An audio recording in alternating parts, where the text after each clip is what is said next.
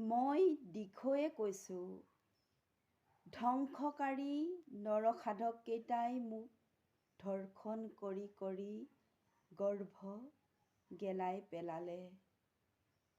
মই কেনেকৈ জীয়াই আছোঁ, কেনেকৈ জীয়াই আছিলোঁ, কোনেও খবৰ নাৰাখিলে।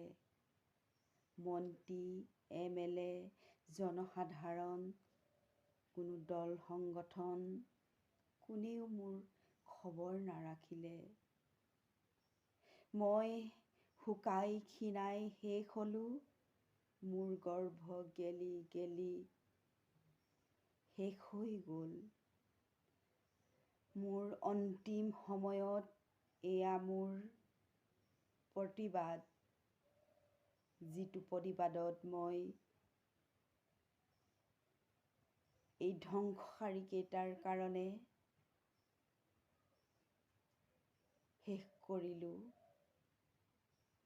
মানুহৰ ঘৰ দুৱাৰ, মানুহৰ আভিজাত্য ভেম আৰু মানুহৰ কলুখতাবোৰ, মানুহৰ লোভবোৰ, মানুহৰ ক্ৰোধবোৰ মই এই প্ৰতিবাদৰ দ্বাৰা শেষ কৰিলোঁ।